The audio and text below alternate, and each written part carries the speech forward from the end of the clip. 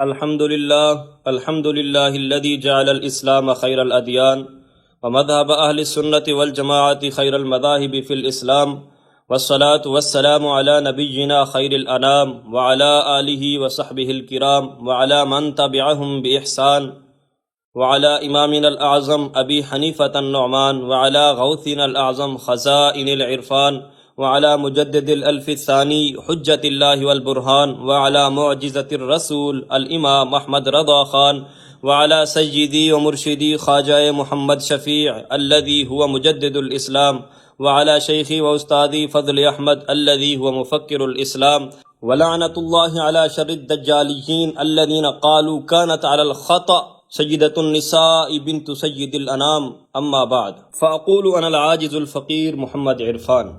دوستو، جمل Jalali and company کی حالت بقول شاعر یہ ہو چکی ہے، انداز اپنا دیکھتے ہیں آئینے میں وہ، اور یہ بھی دیکھتے ہیں کوئی دیکھتا نہ ہو۔ بالکل بیچارے اپنے منہ کو چھپا تو سکتے نہیں، دنیا کے سامنے ذلیل و خوار تو ہو رہے ہیں، نہ ان کو اصول شاشی آتی، نہ متواتر لفظی اور معنوی کا ان کو پتہ ہے، اور نہ ہی ان کو کسی قسم کی کوئی روایات کی تحقیق کا پتہ ہے، اور نہ ہی ان کو مذہب اہل سنت و جماعت کا پتہ ہے، کیونکہ اب مذہب اہل سنت و جماعت کا ان کو اس لیے نہیں پتہ۔ اسی کلپ کے شروع میں کہتا ہے کہ ہم نے مذہب اہل سنت اعلیٰ حضرت رضی اللہ تعالیٰ عنہ کی زبان سے پیش کیا۔ ہم نے تو سب سے پہلے اعلیٰ حضرت علیہ رحمہ کی زبان سے اہل سنت کا موقع پیش کیا، اور اس کے پیچھے والے کلپ میں یہ خود کہہ چکا ہے کہ ہم مذہب اہل سنت و جماعت پیش کریں گے۔ میں نے اس کو پچھلے کلپ میں بھی کہا تھا کہ جب تو مذہب اہل سنت و جماعت آگے پیش کرے گا تو چار بزرگان دین کا جو تو نے پہلے مذہب پیش کیا تھا وہ کہ اہل سنت و جماعت سے خارج سمجھتا ہے ان کو کیا؟ اس کا جواب ابھی اس نے نہیں دیا۔ تو اس جاہل کو اب مزید بغیرت کو مزید اس کو ذلیل کرنے کے لیے اس کا جو 40 منٹ کا نیا کلپ آیا ہے، اب اس کی خوب دھلائی انشاءاللہ تعالیٰ کرتے ہیں۔ اب اسی کے شروع میں جو اس نے کہا ہے کہ جی مذہب اہل سنت ہم نے اعلیٰ حضرت کی زبان سے پیش کیا، اگر مذہب اہل سنت تو نے اعلیٰ حضرت کی زبان سے پیش کر دیا ہے تو پھر یہ کیوں کہہ رہا ہے کہ تو مذہب اہل سنت و جماعت آگے پیش کرے گا؟ حواس باختہ ہو چکا ہے، پتہ نہیں ہے پیچھے کیا کہا تھا، اب آگے کیا بک رہا ہے۔ لہذا سوچ لیا کر کہ تو نے پہلے کیا بکا تھا اور اب کیا بکنے جا رہا ہے، کیونکہ حواس باختہ ہو چکا ہے۔ میں پھر کہتا ہوں، یہ اڑی اڑی سی رنگت، یہ الجھی الجھی زلفیں، جمل جلالی تیری صبح کہہ رہی ہے تیری شام کا فسانہ۔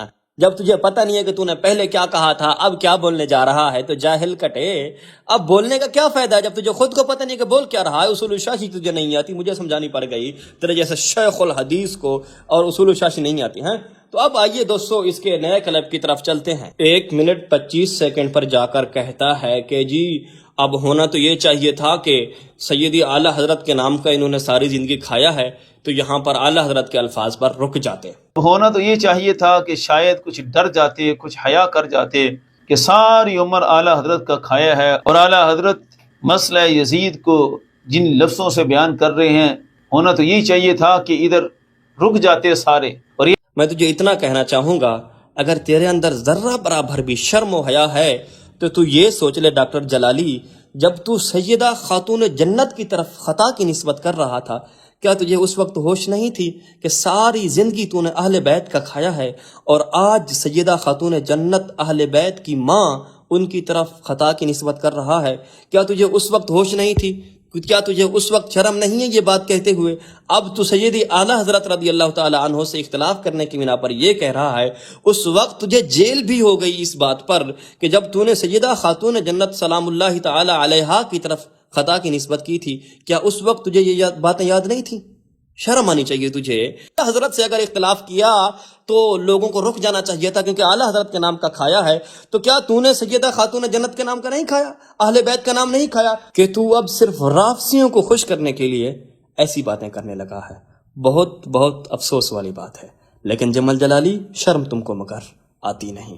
1 منٹ 57 سیکنڈ پر کہتا ہے، تیرا کھائیں تیرے غلاموں سے الجھیں، اے منکر عجب کھانے خرانے والے، کہ اہل بیت کے صدقے سے ہی کھاتے رہے، اہل بیت کی محبت کا دم بھر کے لوگوں کو قصے کہانیاں سنا سنا کے اپنا گرویدہ بنایا، اور آج جب اپنے حصے کے بیوقوف تیار ہو گئے تو لوگوں کے دلوں میں یزید کی محبت ڈالنے کے لیے جناب پورا ایڑی چوڑی کا زور لگا رہے ہیں۔ تیرا کھائیں تیرے جگر گوشہ کو خطا پر کہیں، عجب منکر ہیں جلالی کھانے خطا پر کہنے والے، کہ ساری زندگی اہل بیت کے صدقے سے کھایا، سیدہ خاتون جنت کے خاندان کے صدقے سے کھایا، اور جب وقت آیا تو سیدہ خاتون جنت کو ہی خطا پر کہہ دیا۔ بے شرم، تیرے لیے یہ بات ہی کافی ہے، مگر شرم تم کو مگر آتی نہیں۔ اگر تم جانتے ہو کہ کچھ شرم کچھ حیا ہے تو اب اگلے کلپ میں واضح اعلان کرنا کہ ہمارا کوئی پیروکار اعلی حضرت کا نام نہ لے، کیونکہ ڈاکٹر جلالی، اگر تیرے اندر کچھ شرم کچھ حیا ہوتی تو جیل سے نکلنے کے بعد اپنے اس چیلے کو اور اپنی پوری کمپنی کو کہہ دیتا کہ سیدہ خاتون جنت کا تم اب نام نہ لیا کرو، کیونکہ تو نے سیدہ خاتون جنت کی طرف خطا کی جب نسبت کر دی تو تیرے اپنے ہی قاعدے اور قانون کے مطابق سیدہ خاتون جنت کا نام لینے کے لائق نہیں رہے، اہل بیت کا نام لینے کے لائق نہیں رہے۔ تمہارا ہی اصول اور قانون ہے کہ اگر اعلیٰ حضرت کی طرف خطا کی نسبت کرنے والا اعلیٰ حضرت کا نام نہیں لے سکتا تو پھر سیدہ خاتون جنت کی طرف خطا کی نسبت کرنے والا بدرجہ اولا اہل بیت کا اور سیدہ خاتون جنت کا اور ان کے بابا جان کا نام لے نہیں سکتا۔ تو لہٰذا تم کھل کر سامنے آؤ نا کہ تم کیا ہو، تمہاری حقیقت کیا ہے، کھل کر سامنے آؤ نا، اپنے اصولوں اور اپنے قوانین کے مطابق کھل کر سامنے آؤ کہ تم کہتے ہو کہ تم اہل بیت کا نام لینے کے لائق نہیں ہو کیونکہ تم نے سیدہ خاتون جنت کی طرف خطا کی نسبت کی ہوئی ہے۔ سامنے آؤ نا ڈاکٹر جمل جلالی، کیونکہ تمہارے پاس اب علمی تو باتیں بچی نہیں ہیں، اب لوگوں کو اسی طرح کے ڈھگوسلے سنا کر مطمئن کرنے کے ہیلے اور بہانے ڈھونڈ رہے ہو، لیکن تمہارے سامنے سیدی امام الغیرات کا ادنا شاگرد ہے تو میں ان چیزوں سے بھاگنے نہیں دوں گا۔ 6 منٹ 30 سیکنڈ پر جا کر کہتا ہے، ہمیں کوئی فرق نہیں پڑتا امام حسین رضی اللہ تعالیٰ عنہ کی محبت میں ہمیں کوئی گالیاں دیتا رہے، لیکن آج صرف آئینہ یہ دکھانا ہے کہ یہ ساری گالیاں اعلیٰ حضرت کے پیروکاروں کو کیوں، اور اعلیٰ حضرت کیسے بچ گئے، تاجدار گلڑا کیسے بچ گئے، حضرت مجدد الفسانی کیسے بچ گئے۔ ہمارا قصور اتنا ہے کہ ہم ان مقدس نفوذ کی تعلیمات پڑھ کے اس پر اعتقاد رکھے ہوئے ہیں۔ آج پڑھنے والے تو ان گالیوں کے مستحق ہیں، وہ مترفضہ ہیں، وہ راہ حق سے بھٹک گئے، اور جو لکھ کر دے کے گئے کہ اس پر کاربند رہنا وہ سارے ٹھیک ہیں۔ عجیب فلسفہ ہے آج کے یزیدی ٹولے کا۔ آج جمل جلالی، ہم بھی تو یہی کہتے آ رہے ہیں کہ آج امام غزالی رضی اللہ تعالی عنہ کے پیروکاروں کی طرف گمراہ اور اہل سنت و جماعت سے خارج ہونے کی بکواس کیوں؟ امام ذہبی رضی اللہ تعالی عنہ کی طرف کیوں نہیں؟ امام غزالی رضی اللہ تعالی عنہ کی طرف کیوں نہیں؟ امام لیث بن سعد رضی اللہ تعالی عنہ کی طرف کیوں نہیں؟ امام احمد بن حنبل رضی اللہ تعالی عنہ کی طرف کیوں نہیں؟ عبداللہ ابن عباس رضی اللہ تعالی عنہ، جن کا اقرار کر چکا ہے تیرا جمل جلالی کہ وہ خود امام علی مقام رضی اللہ تعالی عنہ کو روکنے والے تھے، ان کی طرف کیوں نہیں؟ عبداللہ ابن عمر رضی اللہ تعالی عنہ کی طرف کیوں نہیں، جن کے بارے میں نے بخاری سے دکھایا کہ وہ بھی یزید کی بیعت توڑنے والوں کے خلاف تھے، ان کی طرف ان تمام فتووں کا رخ کیوں نہیں؟ ان کی طرف اہل سنت و جماعت سے خارج ہونے کی اس فتوے کا رخ کیوں نہیں؟ ان کی طرف گمراہ ہونے کے فتوے کا رخ کیوں نہیں؟ اور پھر بالآخر سیدنا امام علی مقام رضی اللہ تعالی عنہ، جنہوں نے آخر میں 3 شکیں بیان فرمائی کربلا میں، اس امام علی مقام رضی اللہ تعالی عنہ کی طرف اس گمراہ ہونے کے فتوے کا رخ کیوں نہیں؟ اہل سنت و جماعت سے خارج ہونے کے فتوے کا رخ کیوں نہیں؟ ہمارا بھی سوال یہی ہے کہ یہ سارے بزرگان دین کیسے بچ گئے؟ ذہبی کیسے بچ گئے؟ امام غزالی کیسے بچ گئے؟ امام احمد بن حنبل کیسے بچ گئے؟ امام لیث بن سعد کیسے بچ گئے؟ اور باقی دیگر صحابہ اکرام کیسے بچ گئے؟ عبداللہ ابن عباس کیسے بچ گئے؟ عبداللہ ابن عمر کیسے بچ گئے؟ خود امام علی مقام کیسے بچ گئے؟ ہمارا قصور صرف اتنا ہے کہ ہم صحابہ کے دفاع کی خاطر ان بزرگان دین کی تعلیمات پر قائم ہیں، ان بزرگان دین کی تعلیمات کو مان رہے ہیں۔ ہمارا یہی قصور ہے، اور اس بنا پر ہمارے اوپر گمراہ ہونے کا، اہل سنت و جماعت سے خارج ہونے کا یہ سارے فتوے تم کس بنا پر لگا رہے ہو؟ ہمارا قصور صرف اتنا ہے کہ ہم ان نفوس عالیہ کی تعلیم پڑھ کر اس پر اعتقاد رکھے بیٹھے ہیں۔ صحابہ و اہل بیت کے دفاع کی خاطر آج پڑھنے والے یزیدی ہیں، اہل سنت سے خارج ہیں، گمراہ ہیں، اور جو لکھ کر گئے کہ یزید پر سکوت اختیار کرنا، وہ سارے کے سارے امام ہیں۔ عجیب فلسفہ ہے ان دجالیوں اور خطائیوں کا، بہت حیرانگی ہوتی ہے، اور اسی لیے میں ان کو پھر کہتا ہوں، لیکن جمل جلالی شرم تم کو مگر آتی نہیں۔ اور پھر 8 منٹ 40 سیکنڈ پر کسی ڈاکٹر کی مثال دے کر جو تو نے کہا ہے، تو وہی بات ہے کہ صرف سماج اور ماحول کے ڈر سے اعلیٰ حضرت اور تاجدار گولڑا کو گالی دیتے ہوئے ڈرتے ہیں، ورنہ گالیوں کا رخ تو ادھر ہی ہے۔ ہمارا تو قصور اتنا ہے کہ ہم نے وہ کتابیں پڑھ لی۔ اس کے بارے میں میں یہی کہوں گا تجھے، اصل تو وہی بات ہے کہ صرف سماج اور ماحول کے ڈر سے امام غزالی اور امام احمد بن حنبل اور دیگر حضرات کو گمراہ اور یزیدی کہنے سے ڈرتے ہو۔ اصل میں ان فتووں کا رخ تو ادھر ہی ہے نا۔ ہمارا تو قصور اتنا ہے کہ ہم نے ان اماموں کی کتابیں پڑھ لیں، لیکن جمل جلالی شرم تم کو مگر آتی نہیں۔ اور پھر 10 منٹ پر جا کر نوید نامی شخص کی طرف رخ کرتے ہوئے کہتا ہے کہ کتاب بدل دی یزیدیوں نے، کتاب بدل کر پیش کر دی یزیدیوں نے، کہ یہاں تو نام حسن بن علی لکھا ہوا ہے اور آپ حسین بن علی بیان کر رہے ہیں۔ کہ یہاں تو نام حسن بن علی لکھا ہوا ہے اور آپ حسین بن علی بیان کر رہے ہیں۔ اس بات پر اس بے شرم انسان کو میں اتنا کہوں گا کہ تیرا نوید الدین نامی شخص کے ساتھ کام کیا؟ نوید نے خود پوسٹ لگائی ہے کہ میں چشتی صاحب کا نمائندہ نہیں ہوں، اور میرے لیے چشتی صاحب قبلہ حافظہ اللہ تعالی نے فرمایا ہوا ہے کہ میرا نمائندہ ہے، اور مرکز کی طرف سے یہ پوسٹ بھی لگ چکی ہے کہ جی عرفان تونسوی جمل جلالی اینڈ ذریت کو جواب دینے کے لیے ہمارا نمائندہ ہے۔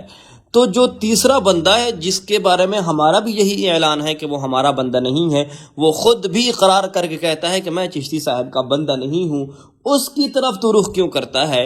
اور جس بندے کے بارے میں خود چشتی صاحب حافظہ اللہ تعالی فرما چکے ہیں کہ میرا نمائندہ عرفان تونسوی ہے، اور میں الحمدللہ ان کے در کا ادنا خادم اور ان کا غلام اور ان کا تلمیذ اور ان کا ترجمان اور نمائندہ، بار بار تجھے للکار رہا ہوں، تیری ہیکڑی نکال رہا ہوں، تو میرا جواب کیوں نہیں دیتا؟ میرے 15 سوال تجھ پر قرض ہیں، ان کا جواب تو نے دینا ہے۔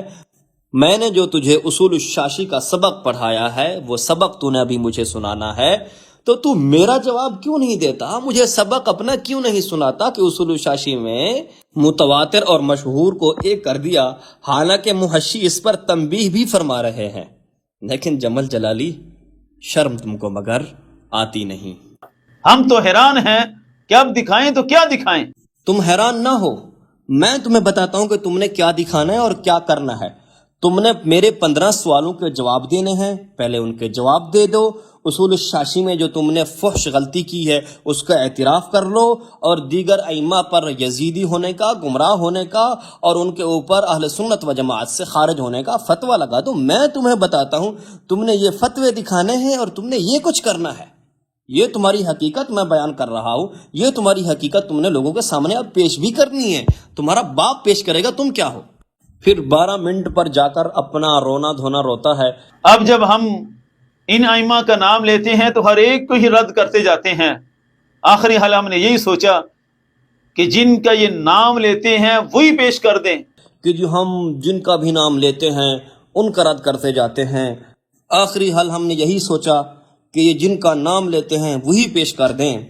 اس پر میں تجھے اتنا کہوں گا کہ بے وقوف انسان ہمیشہ دلائل کو مانا جاتا ہے، کسی کا موقف محض موقف ہونے کی بنا پر نہیں مانا جاتا۔ سیدی امام الغیرت حافظہ اللہ تعالی نے کتب تواریخ سے دلائل پیش کیے ہیں۔ آج تک تم نے تو کہا تھا ہم روایات کی تحقیق پیش کریں گے، ابھی تک ایک روایت کو ہاتھ تک نہیں لگایا۔ ہاتھ لگانے سے تم ڈرتے ہو کسی روایت پر تحقیقی کلام کریں۔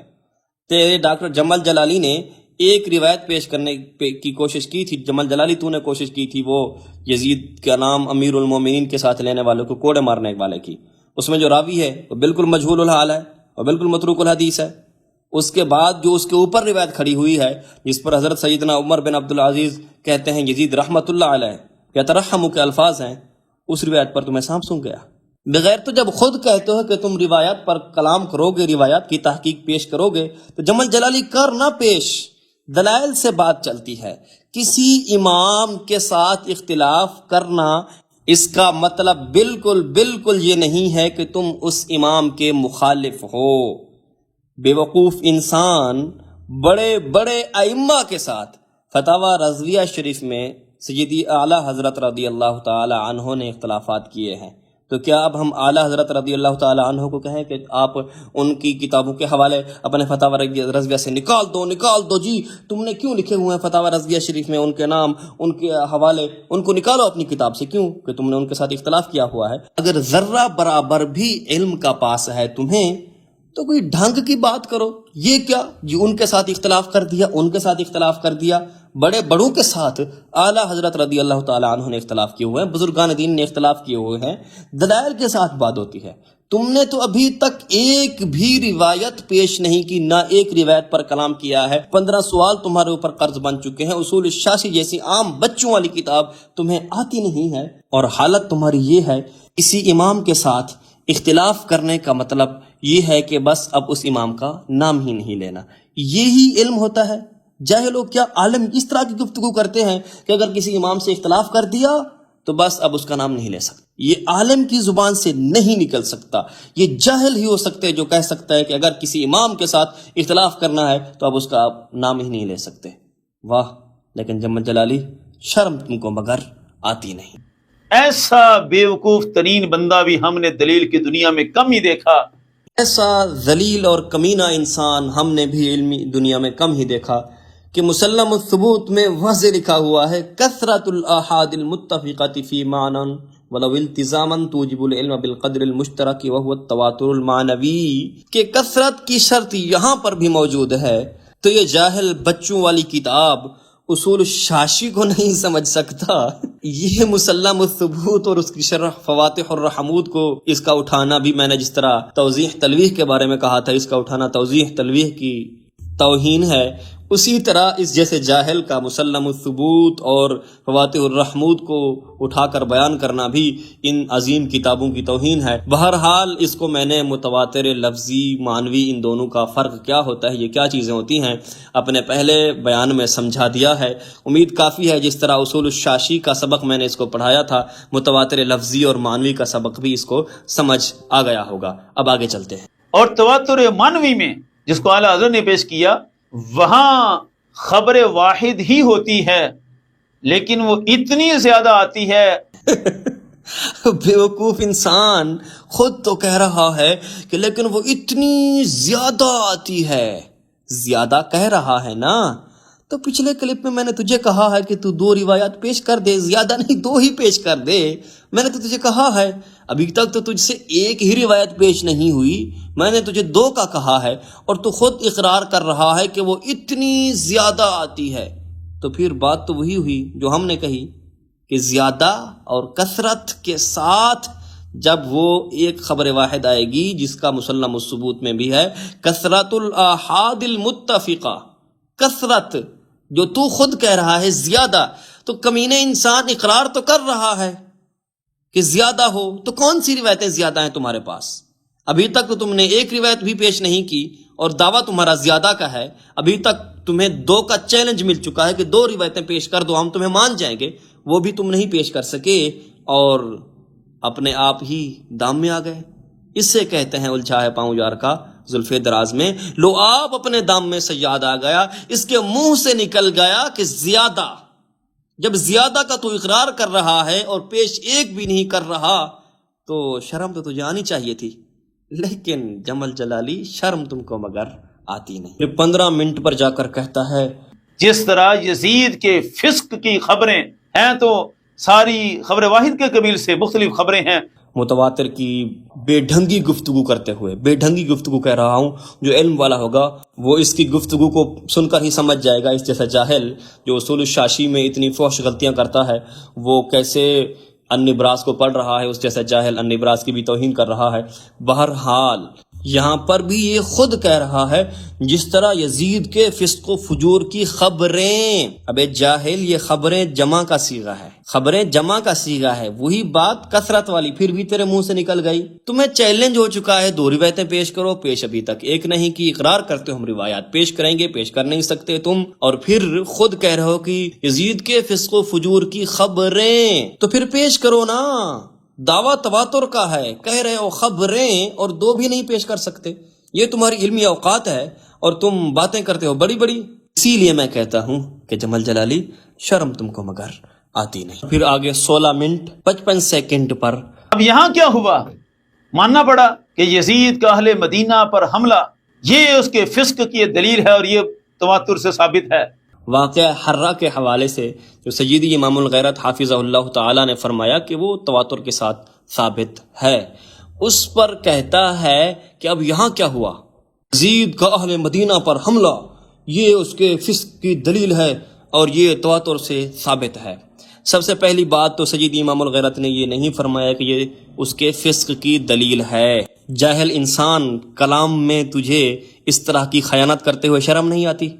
خود کلپ بھی تو نے چلایا ہے اور پھر آگے اس طرح کی خیانت کرتے ہوئے تجھے ذرہ برابر بھی شرم نہیں آیا اور ملال نہیں ہوا کہ کتنی بڑی تو خیانت کر رہا ہے؟ بلکہ تیرا جیسا کمینہ انسان اس سے بڑی بھی پہلے خیانت کر چکا ہے۔ جب ہمارے الفاظ یہ تھے جو سید امام الغیرت نے بیان فرمایا تھا کہ ایسی لڑائیوں کو تمہارے ائمہ جہاد میں شمار نہیں کرتے بلکہ وہ فتن میں شمار کرتے ہیں، ایسی لڑائیوں کے الفاظ تھے اور تم نے وہ لڑائیوں کی طرف سے نسبت ہٹا کر سیدنا امام عالی مقام کے عمل اور کردار کی طرف کر دی۔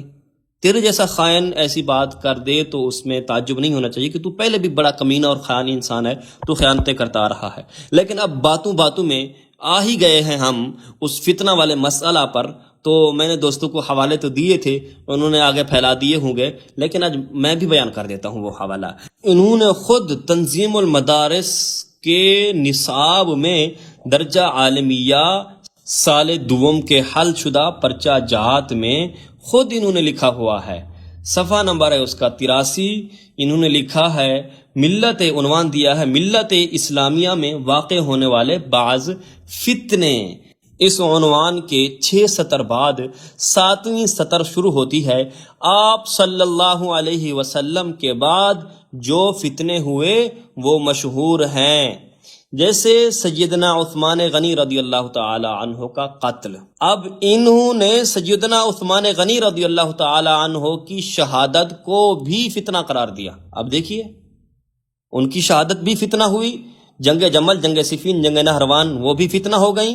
حضرت علی اور حضرت حسین رضی اللہ تعالی عنہما اور ان کے رفقا کی شہادت، اب تم نے تو حضرت علی رضی اللہ تعالی عنہ، امام حسین رضی اللہ تعالی عنہ اور ان کے رفقا کی شہادت کو بھی اپنے گھر کی کتاب میں فتنہ لکھا ہوا ہے۔ ہم نے تو کہا تھا کہ ایسی لڑائیوں کو فتنہ کہتے ہیں۔ سیدی امام الغیرت حافظہ اللہ تعالی کے الفاظ بھی جو تو نے اپنی پوسٹ میں لگائے تھے، ان الفاظ کو تو نے جو لال رنگ میں لکھا تھا وہ الفاظ اپنی پوسٹ میں جا کر اب بھی پڑھ لے، وہ الفاظ ہیں۔ اور ایسی لڑائیوں کو تمہاری تاریخ، حدیث، عقیدے کی کتابوں میں، فقہ کی کتابوں میں فتنہ کے ساتھ تعبیر کیا جاتا ہے، جہاد کے ساتھ تعبیر نہیں کیا جاتا۔ اس پر اجماع اور اتفاق ہے۔ اس میں نہ تو امام علی مقام کا عمل لکھا ہوا ہے، نہ تو امام علی مقام رضی اللہ تعالی عنہ کا کردار لکھا ہوا ہے، لیکن تم نے اپنے گھر کی کتاب میں، تمہاری کتاب میں جو لکھا ہوا ہے اس میں امام علی مقام رضی اللہ تعالی عنہ، مولا علی رضی اللہ تعالی عنہ اور پھر حضرت عثمان غنی رضی اللہ تعالی عنہ، ان تمام 3 بزرگوں کی شہادت کو تم نے فتنہ لکھا ہوا ہے۔ اب بتاؤ، اگر اس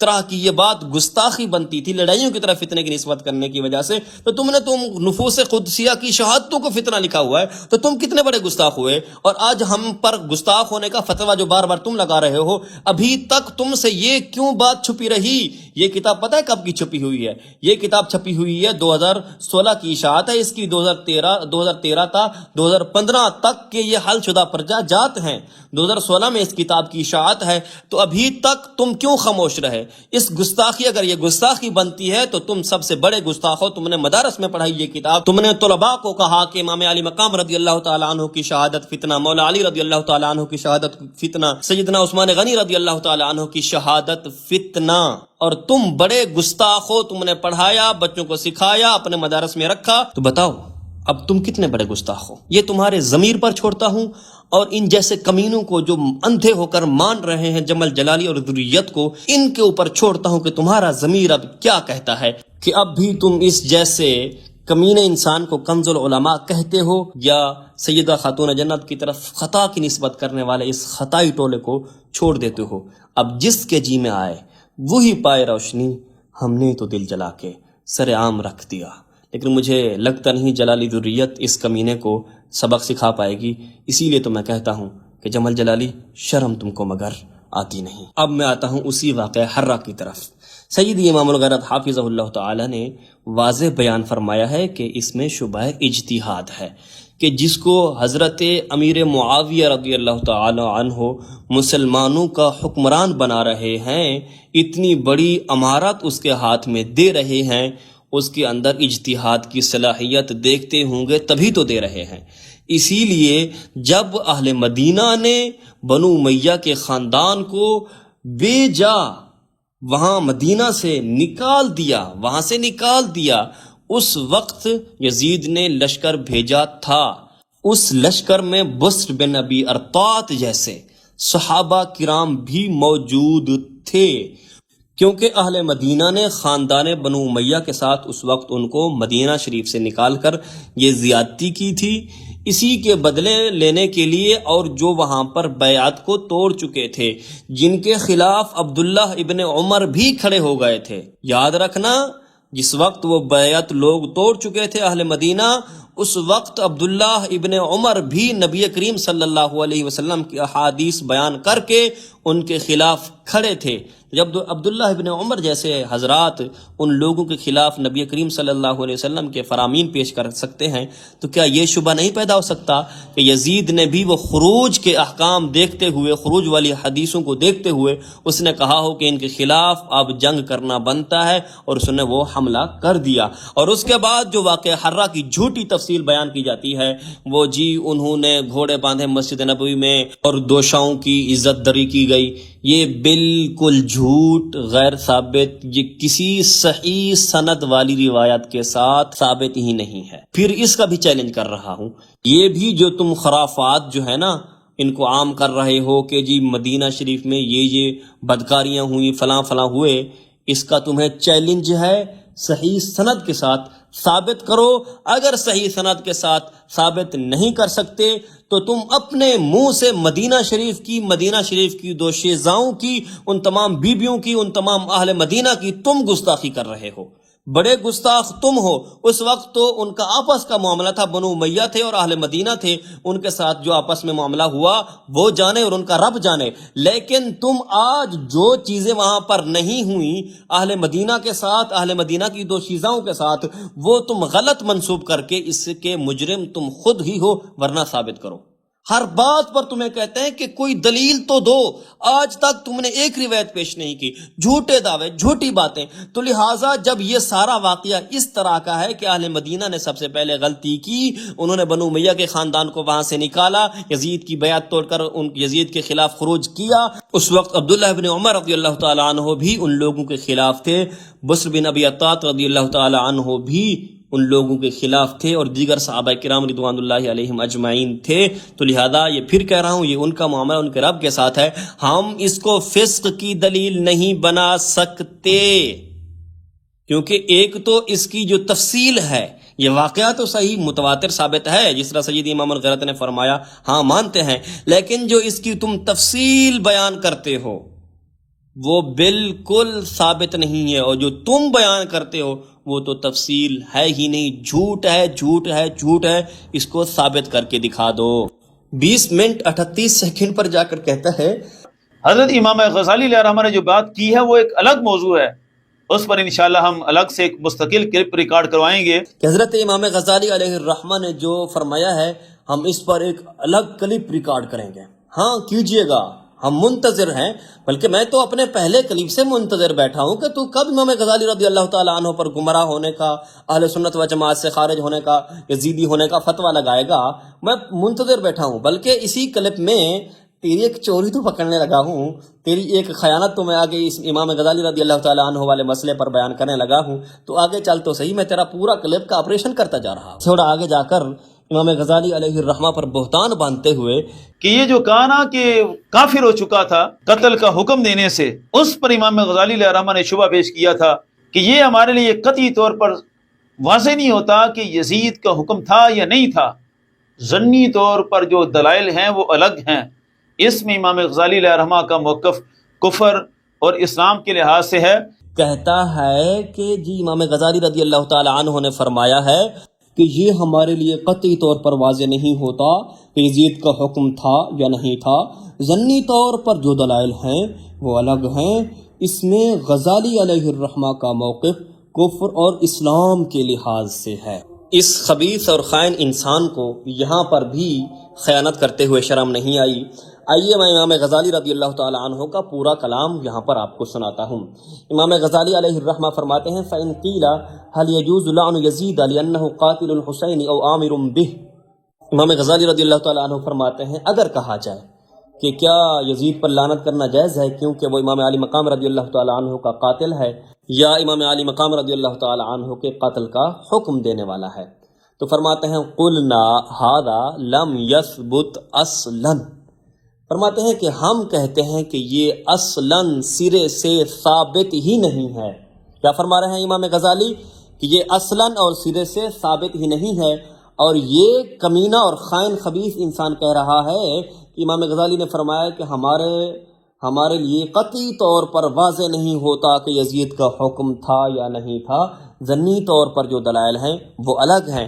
امام غزالی رضی اللہ تعالی عنہ یہاں پر ظنی قطعی ہر قسم کے دلائل کا رد کرتے ہیں، فرماتے ہیں ھذا لم یثبت اصلا، یہ بات سرے سے ثابت ہی نہیں ہے۔ اب بتا امام غزالی رضی اللہ تعالیٰ عنہ کیا فرما رہے ہیں، اور تو کیا کہہ رہا ہے کہ امام غزالی صرف قطعی ہونے کا انکار کر رہے ہیں؟ شرم نہیں آتی تجھے؟ امام غزالی رضی اللہ تعالیٰ عنہ کے کلام میں بھی خیانت، یہی کلام جب سیدی اعلیٰ حضرت رضی اللہ تعالیٰ عنہ فتاوی رضویہ شریف میں لکھ کر اس کو مان کر اس پر سکوت اختیار کرتے ہیں، اس پر بھی تیری خیانت۔ یار کتنا کمینہ اور خائن انسان ہے، بار بار خیانت کرتا جا رہا ہے۔ اصول الشاشی میں تیری خیانت، باقی ساری کتابوں میں تیری خیانت، 15 سوالوں سے تو فرار۔ اور کیا ہوتا ہے کمینہ پن؟ بتا تو صحیح، اور کیا ہوتی ہے کمینگی؟ لہٰذا اسی لیے میں کہتا ہوں کہ تمہیں شرم نہیں آتی، تم بہت ہی کمینے اور گھٹیا انسان ہو۔ آگے امام غزالی رضی اللہ تعالیٰ عنہ کیا فرماتے ہیں، آگے سنیے۔ آپ فرماتے ہیں فلا يجوز ان يقال انه قاتله او امر به، لہذا یہ کہنا جائز ہی نہیں ہے۔ سنو الفاظ امام غزالی رضی اللہ تعالیٰ عنہ کے، فلا يجوز، یہ کہنا جائز ہی نہیں ہے، انه قتله او امر به، کہ اس نے قتل کیا یا قتل کا حکم دیا، یہ کہنا ہی جائز نہیں ہے۔ اب بتا امام غزالی رضی اللہ تعالیٰ عنہ کو کہے اہل سنت و جماعت سے خارج ہیں، کہے امام غزالی رضی اللہ تعالیٰ عنہ بدعتی ہیں، گمراہ ہیں، یزیدی ہیں، کہہ دے امام غزالی رضی اللہ تعالیٰ عنہ کے بارے میں، کیونکہ وہ کہہ رہے ہیں کہ یہ کہنا سارا کچھ جائز ہی نہیں ہے۔ ما لم یثبت، جب تک یہ ثابت ہی نہیں ہوتا، اوپر کہے آئے ہیں کہ لم یثبت اصلا، یہ سرے سے ثابت ہی نہیں ہے، فضلا عن اللعنہ، جائے کہ لعنت کی جائے، جائے کہ لعنت کی جائے، یہ تو اس کا قتل کرنا اور امام علی مقام رضی اللہ تعالیٰ عنہ کے قتل کا حکم دینا یہ سرے سے ثابت نہیں ہے، جائے کہ لعنت کی جائے۔ آگے فرماتے ہیں لِأَنَّهُ لَا تَجُوزُ نِسْبَةُ مُسْلِمٍ إِلَىٰ كَبِيرَةٍ مِّن غَيْرِ تَحْقِيقٍ، کہ کسی مسلمان کی طرف کبیرہ گناہ کی نسبت کرنا بغیر تحقیق کے یہ بھی جائز نہیں ہے۔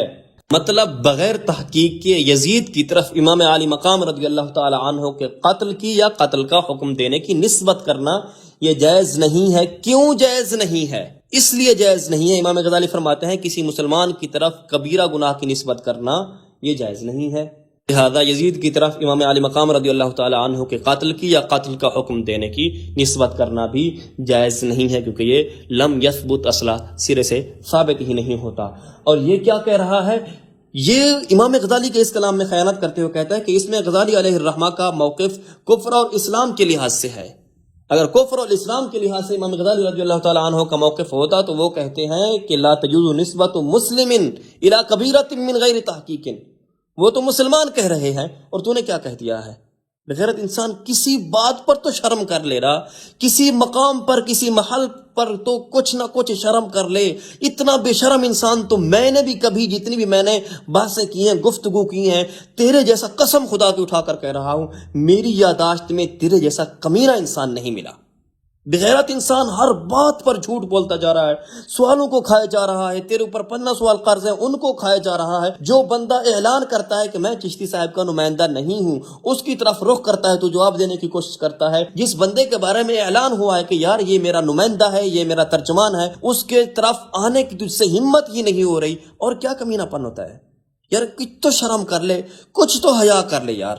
اتنا بڑا بغیرت اور کمینہ انسان نہیں ہونا چاہیے اتنا تو بن چکا ہے۔ آگے پھر 23 منٹ 25 سیکنڈ پر النبراس سے عبارت پڑھتا ہے، وہ عبارت ذرا اس کی سن لیجئے۔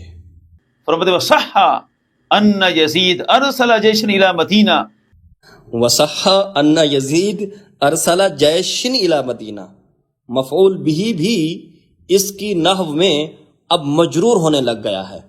پہلے تو اس کو اصول فقہ سمجھانے پڑ گئے تھے، اصول شاشی اس کو نہیں آتی، وہ سکھانی پڑ گئی تھی۔ اب تو مجھے نحو بھی اس کو پڑھانی پڑ جائے گی کہ یہ جیشن جو ہے یہ مفعول بھی ہے، اور مفعول بھی منصوب ہوتا ہے، مجرور نہیں ہوتا۔ اب اس کو نحو بھی ہمیں پڑھانی پڑ جائے گی، بلکہ جس کتاب سے یہ پڑھ رہا ہے اس میں اس نے جو صفحہ کھولا ہوا ہے اس پر بھی جیشن لکھا ہوا ہے، الف کے ساتھ لکھا ہوا ہے، پر جو عقل کا اندھا ہوتا ہے اس کو کیا نظر آتا ہے؟ تو اس جاہل کو وہ الف بھی نظر نہیں آیا، اب تو اس کو نحو بھی ہمیں پڑھانی پڑ رہی ہے۔ فرماتے وصح ان یزید ارسل جیشا الی مدینہ، ارسلہ جیشن الی مدینہ، ارسلہ جیشن ہے، آگے الف لکھا ہوا ہے، اگر وقف کرو تو جیشا پڑھو۔ بے وقوف انسان، تجھے نحو بھی نہیں آتی، ایسے سر کھپایا جا رہا ہے، ایسے لوگوں کو بے وقوف اور الو بنایا جا رہا ہے، کیونکہ جلال جلالی اس کی ضروریات الو ہی ہے نا، جو اس جیسے جاہلوں کو شیخ الحدیث بنا کر بیٹھی ہوئی ہے، جس کو نہ اصول الشاشی آتی ہے نہ نحو آتی ہے۔ یہ تو بچہ نحو کا بھی سمجھ سکتا ہے کہ مفعول بھی جو ہوتا ہے منصوب ہوتا ہے، اور یہ اس کو کیا پڑھ رہا ہے؟ مجرور، ارسلہ جیشن۔ اب کیا اس کی علمی اوقات ہے؟ رہی بات حضرت عبدالعزیز پرہاروی رضی اللہ تعالی عنہ کی، تو وہ فرما رہے ہیں وصح ان یزید ارسل جیشن الی مدینہ۔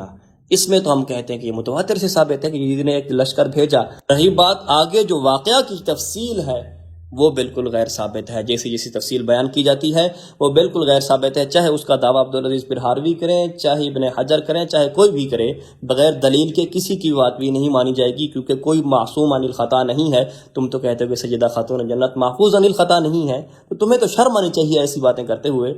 تو شرم کا تمہارے ساتھ کوئی واسطہ ہی نہیں ہے نا، کیونکہ شرم تم کو مگر آتی نہیں۔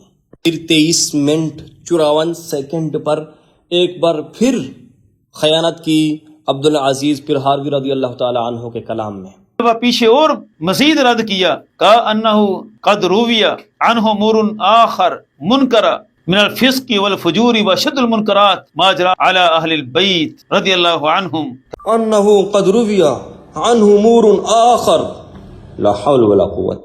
یار نہ اسے اصول فقہ آتا ہے نہ اسے نحو آتی ہے، اب تو اس کو صرف بھی پڑھانی پڑ جائے گی کہ یار امور جمع کا صیغہ ہے، اس کی آگے جو صفت آئے گی وہ بھی جمع آئے گی، اخر لفظ ہے، اس کو آخر پڑھ رہا ہے۔ جاہل انسان، تجھے تو نحو بھی نہیں آتی اور بن بیٹھا ہے تو شیخ الحدیث ان کا۔ جو جاہل کٹے ہیں جمل جلالی کے سارے متبعین، ان کا شیخ الحدیث بھی اس طرح کا جاہل ہی ہوگا نا، جس کو نحو بھی نہیں آتی ہوگی۔ اخر لفظ ہے، ٹھیک ہے، اور جو لفظ لکھا ہوا ہے نا اس پر بھی حمزہ ڈلا ہوا ہے، مد نہیں ڈلی ہوئی، جس کو آخر یہ پڑھ رہا ہے وہ آخر نہیں ہے، جاہل کٹے وہ اخر ہے لفظ۔ کس بیوقوف شخص نے تیرے جیسے کو شیخ الحدیث بنا دیا؟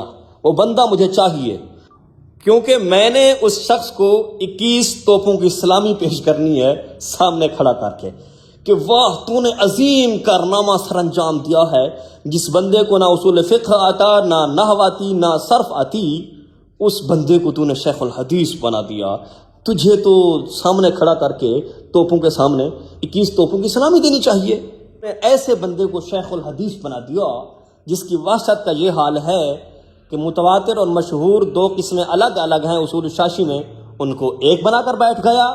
ارسل جیشن الی مدینہ مفعول بھی تھا، اس کو مجرور کر دیا، اور اب اخر لفظ تھا اس کو آخر بنا دیا۔ اس کی وحشت کا یہ حال ہے، اس کو تو نے شیخ الحدیث بنا دیا، جس کی وحشت کے بارے میں پھر میں وہی شعر کہوں گا، وحشت میں ہر ایک نقطہ الٹا نظر آتا ہے، اخر آخر نظر آتا ہے، مشہور اور متواتر ایک نظر آتے ہیں، اور ارسل جیشن نظر آتا ہے، مجنون نظر آتی ہے، لیلا نظر آتا ہے۔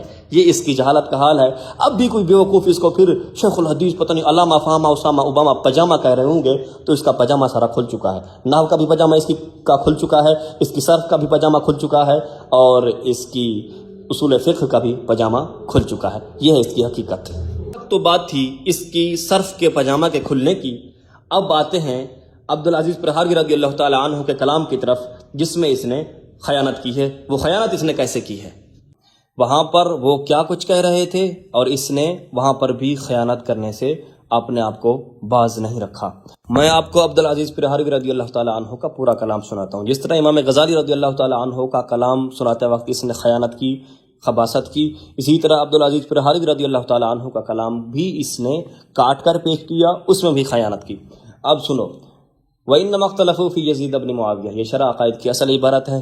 اس پر امام غزالی رضی اللہ تعالیٰ عنہ فرماتے ہیں وُلِدَ سنۃ 25 وقیل 6 وقیل 7، ٹھیک ہے، کہ اس کی ولادت ہوئی 25 ہجری میں، وقیل 6 26 میں، وقیل 7 27 میں، ٹھیک ہے۔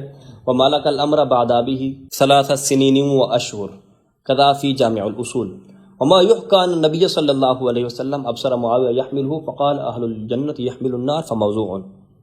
یہ فرما رہے ہیں کہ اس کی 25 یا 26 یا 27 ہجری میں اس کی پیدائش ہے، اور وہ امارت کا والی بنا اپنے باپ کے بعد 3 سال اور چند مہینوں کے لیے، کذا فی جامع الاصول، اسی طرح جامع الاصول میں ہے۔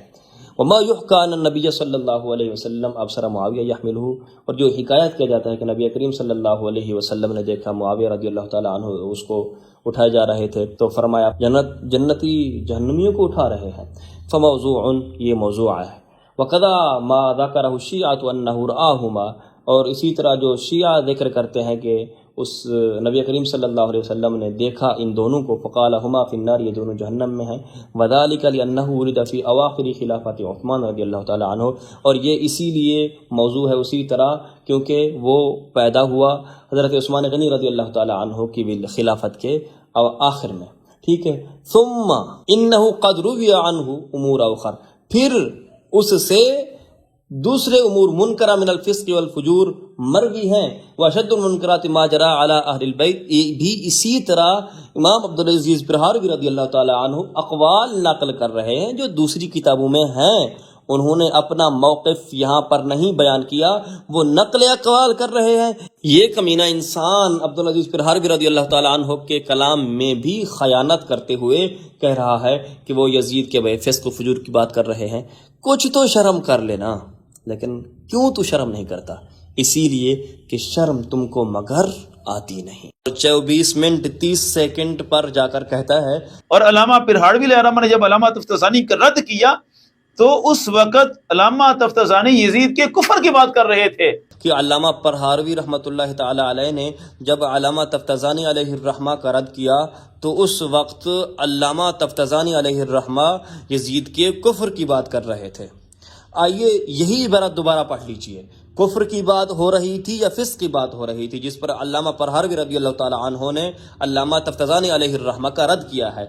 النبراس کی عبارت ہے، وَأَنْكَرَ ذَلِكَ بَعْضُ الْعُلَمَاء وَمِنْهُمْ الْإِمَامُ غزالی رحمہ اللہ تعالی وَقَالُوا لَمْ يَثْبُتْ هَذَا أَصْلًا، یہ بالکل ثابت ہی نہیں ہے۔ وہی عبارت پھر احیاء علوم الدین والی لے کر آ گئے، وَلَا يَجُوزُ أَن يُقَالَ أَمَرَ بِقَتْلِهِ أَوْ رَضَى بِهِ، ہی احیاء علوم الدین میں جو امام غزالی رضی اللہ تعالی عنہ نے فرمایا تھا کہ ان چیزوں کی نسبت کرنا یزید کی طرف بغیر تحقیق کے جائز نہیں ہے، کیونکہ کسی مسلمان کی طرف کبیرہ گناہ کی نسبت جائز نہیں ہے۔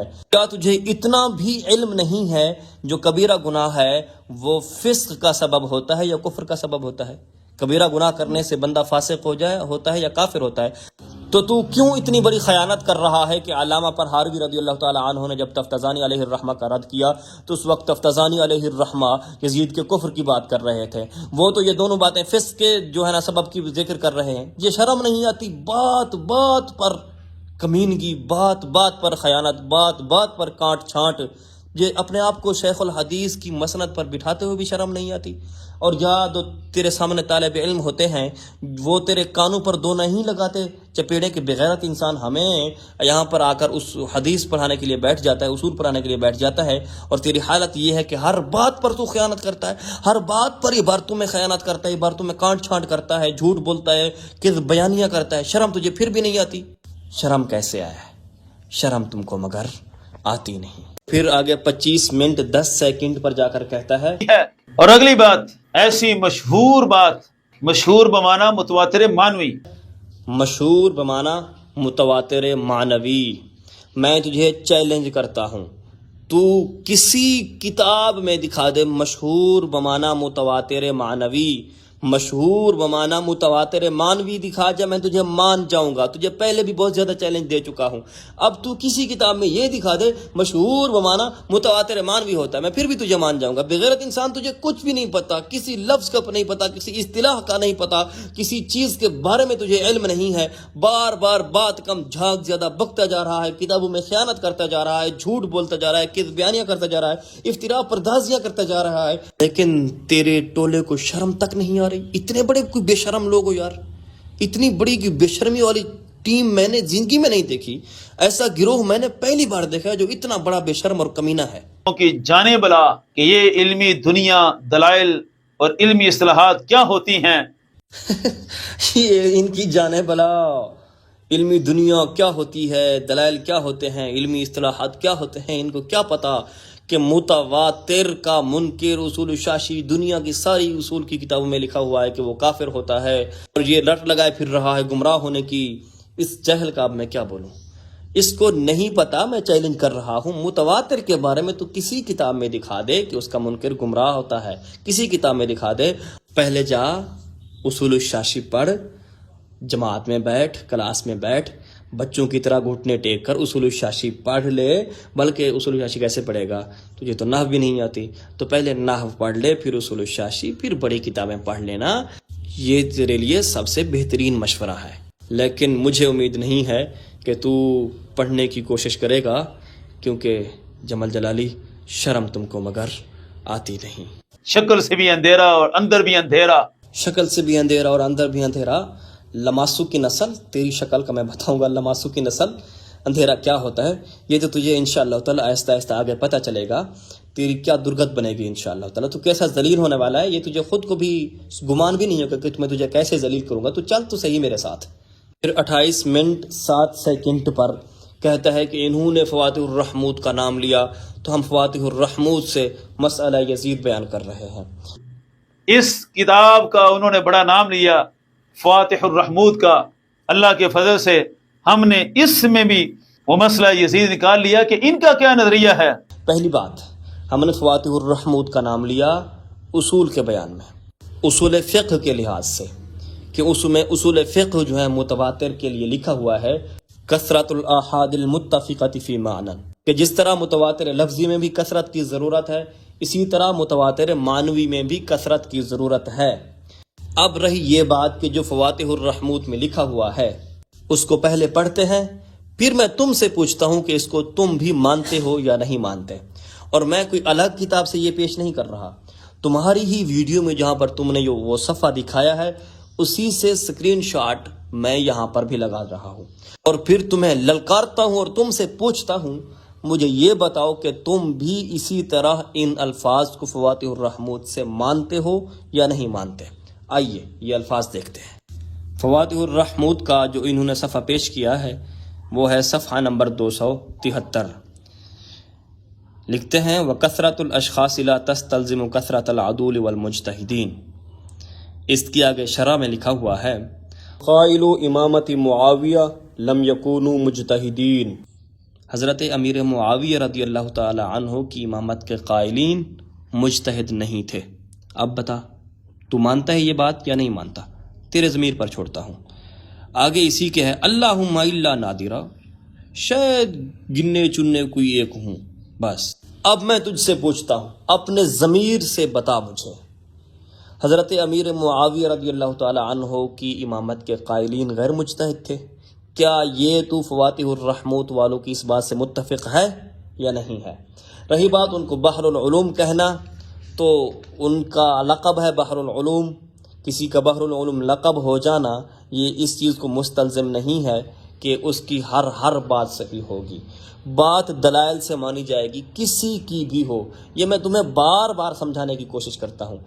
اگر تو نے اس پر بھی آئیں بائیں تائیں شائیں کرنی ہے نا، لوگوں کو وغرانے کی کوشش کرنی ہے، تو مجھے یہ بتا دے تو ان کی اس بات سے متفق ہے کہ یہ حضرت امیر معاویہ رضی اللہ تعالی عنہ کی امامت کے قائلین سب غیر مجتہدین تھے؟ تو اس بات کو مانتا ہے؟ اگر نہیں مانتا تو پھر ہمارے اوپر کیوں ٹھوس رہا ہے؟ ہمارے اوپر یہ کیوں کہہ رہا ہے کہ جی ہم ضروری مانیں؟ رہی بات اصول جو انہوں نے اصول فقہ بیان کیے ہوئے ہیں وہ ان میں بحر بھی ہیں اور ان کو بحر العلوم بھی اسی لیے بولا جاتا ہے۔ رہی بات ان کا یہ کہنا کہ حضرت امیر معاویہ رضی اللہ تعالی عنہ کی امامت کے قائل کوئی مجتہد نہیں تھے، اس کو نہ تم مانتے ہو نہ ہم مانتے ہیں۔ میں پوچھتا ہوں تم سے، کیا تم اس چیز کو مانتے ہو کہ حضرت امیر معاویہ رضی اللہ تعالی عنہ کی امامت کے قائل کوئی مجتہد نہیں تھا؟ یہ تمہارے ضمیر پر چھوڑتا ہوں، لیکن مجھے پتہ ہے تمہارے اندر ضمیر تو مر چکا ہے، اسی لیے شرم تم کو مگر آتی نہیں۔ پھر 30 منٹ 27 سیکنڈ پر کہتا ہے یہ تو ہماری ابتدا ہے، ورنہ اگر ہم تواتر علماء سے ثابت کریں گے ہمیں تو بہت وقت درکار ہے۔ ورنہ ہم تواتر اپنے علماء سے ثابت کریں گے تو ہمیں تو بہت وقت درکار ہے۔ او بھائی کوئی 2 روایات ہی پیش کر دو، تو میں چیلنج کیا ہوا ہے صرف 2 روایات ہی پیش کر دو۔ جاہلو، کب کا چیلنج دیا ہوا ہے؟ ابھی تک بھی تمہیں وقت درکار ہے، 1 مہینہ ہونے کو ہے، آئیں بائیں تائیں شائیں ٹائیں ٹوں کر رہے ہو، ابھی بھی وقت مانگ رہے ہو، آگے کتنا وقت تمہیں چاہیے؟ اب تمہارے لیے وقت ہوا ختم۔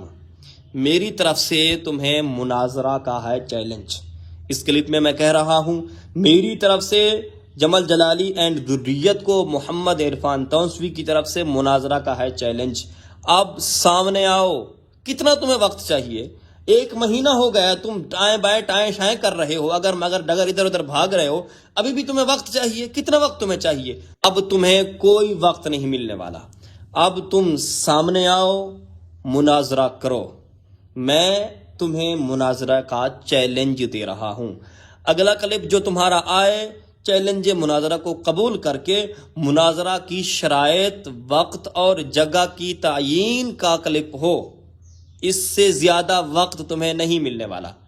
مہینہ ہو گیا تم نے تماشا بنایا ہوا ہے، کوئی بات، کوئی روایت، کوئی سچی بات کچھ بھی نہیں کی تم نے، اور اوپر سے پھر مانگ رہے ہو کہ تمہیں مزید وقت چاہیے۔ کوئی وقت نہیں ملنے والا، تمہیں مناظرہ کا چیلنج ہے۔ اگلے کلپ میں مناظرہ کا وقت، مناظرہ کی شرائط اور مناظرہ کی جگہ معین ہوگی۔ تمہیں یہ مناظرہ کا چیلنج دیا جا رہا ہے، مناظرہ کا چیلنج قبول کرو اور سامنے آؤ۔ اور پھر آگے 30 منٹ 40 سیکنڈ پر جا کر تہذیب التہذیب کے حوالے سے کہتا ہے کہ جی جو بہت زیادہ نام لیتے ہیں تہذیب التہذیب کا، اس میں انہوں نے یزید کے ظلم کی داستانیں بیان کی ہوئی ہیں۔ لیکن آج صرف جن کتابوں کے اس نے نام لیا تھا بس وہی کتابیں دکھاتے ہیں۔ یہی علامہ ابن حجر اسقلانی علیہ رحمہ تہذیب التہذیب کے اندر یزید کے ظلم و ستم کی ایک داستان بیان کرتے ہیں۔ یار کچھ تو علم کا لحاظ رکھ لے یار، جو سن رہے ہیں ان کو میں بتاتا چلوں، تہذیب التہذیب ایک تاریخ اور ترجمہ کی کتاب ہے، اس میں انہوں نے ساری باتیں لکھی ہوئی ہیں، اور یہی تہذیب التہذیب والے لسان المیزان اپنی دوسری کتاب میں یہ لکھتے ہیں کہ حضرت عمر بن عبدالعزیز رضی اللہ تعالی عنہ یزید کو رحمۃ اللہ تعالی علیہ کہتے تھے۔ اب بتاؤ، اس کو اتنا نہیں پتا کہ وہ مورخ ہیں، انہوں نے ضعیف روایتیں بھی لکھنی ہیں، موضوع بھی لکھنی ہے، انہوں نے صحیح بھی لکھنی ہے، انہوں نے لکھنی ہے۔ تہذیب التہذیب جو ہے اسی چیز کی کتاب ہے۔ اب اگر تہذیب التہذیب کی بات کو تو سامنے رکھ کر یہ باور کرانے کی کوشش کر رہا ہے جی تہذیب التہذیب والے نے یہ چیزیں ذکر کی ہوئی ہیں، ہم تب مانیں گے جب تو تہذیب التہذیب کی روایت پر تحقیق کر کے پیش کرے گا۔ ہاں میں نے سند چیک کی ہے، میں نے راوی دیکھے ہیں، سارے راوی بالکل اس کے جو ہے نا ثقہ ہیں، اب یہ روایت ہو گئی صحیح، اب مانو، تب مانیں گے، تمہاری تحقیق ہے۔ یہ ہوتا ہے طریقہ کسی کے خلاف دلیل پیش کرنے کا۔ ایسے تو تاریخ کی کتابوں میں کیا کچھ لکھا ہوا ہے، تہذیب التہذیب بھی ایک تاریخ و ترجمہ کی کتاب ہے، اس میں بھی اگر لکھا ہوا ہے تو اسی صاحب تاریخ تہذیب کی دوسری کتاب لسان المیزان میں یہ بھی لکھا ہوا ہے کہ حضرت عمر بن عبدالعزیز رضی اللہ تعالیٰ عنہ یزید کو رحمۃ اللہ تعالیٰ علیہ کہتے تھے۔ ہم تو اس روایت کو بھی اندھا دھند نہیں مانتے، اس کی سند دیکھتے ہیں، سند کے لحاظ سے کہتے ہیں کہ یہ اس درجہ کو روایت پہنچتی ہے، تب ہم کہتے ہیں کہ یہاں اس کو ہم یا حسن لغیری ہی یا حسن لذاتی ہی کہہ سکتے ہیں۔ یہ ہوتا ہے تحقیق کا طریقہ۔ ایسے تیری طرح ہوا میں ٹٹو نہیں چھوڑے جاتے جس طرح تیری عادت ہے، لہذا کچھ شرم کر۔ لیکن تجھے شرم تو نہیں آئے گی، لیکن تجھے چیلنج بھی ہو چکا ہے میری طرف سے مناظرہ کا۔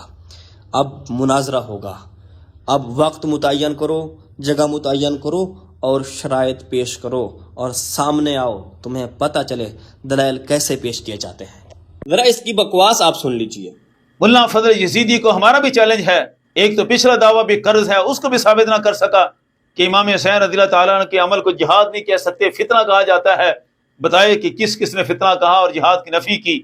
ذرہ برابر بھی جو تجھے شرم نہیں آتی؟ اتنا کوئی کمینہ اور غلیظ انسان میں نے نہیں دیکھا۔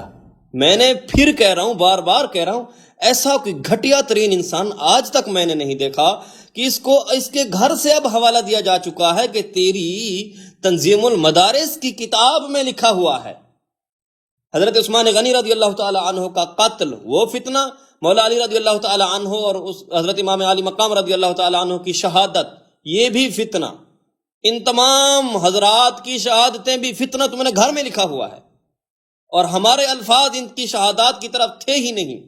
ہمارے الفاظ یہ تھے، ایسی لڑائیوں کو فقہ، تفسیر، حدیث کی کتابوں میں تعبیر کیا جاتا ہے، لیکن ان بے غیرتوں نے وہ امام علی مقام رضی اللہ تعالی عنہ کے عمل اور کردار کی طرف نسبت کی اپنی طرف سے۔ اس کو کھلا چیلنج پہلے بھی دے چکا ہوں، اب چیلنج یہ ہے کہ جب تم مناظرہ کرنے کے لیے سامنے آنا نا، تو ان الفاظ کو بھی یاد کر کے آنا اور ثابت کرنا تیرے اوپر ضروری ہوگا، کیونکہ مناظرہ میں میں تجھ سے بار بار سارے حوالے اور ساری باتیں دلائل کے ساتھ لوں گا، ہوائی ٹٹو نہیں چھوڑنے دوں گا تجھے۔ سیدہ خاتون جنت کے گستاخو، آج سارے ائمہ کو بھونکنا شروع ہو گئے تم، اب سامنا کر، تیرا آپریشن یہ یہاں تک تو ہو چکا ہے، اب وقت مت مانگ، تجھے وقت نہیں ملے گا، بس تعیین وقت کر، تعیین شرائط کر اور تعیین مقام کر اور سامنے آ، مناظرہ کر۔ اسی لیے میں کہتا ہوں، ادھر راؤ پیارے، ہنر رازمائیں تو تیر آزما، ہم جگر رازمائیں، اب ہوگا تیرا اور میرا آمنا سامنا۔ بندہ ناچیز اہل سنت و جماعت کا ادنا خادم محمد عرفان توسوی۔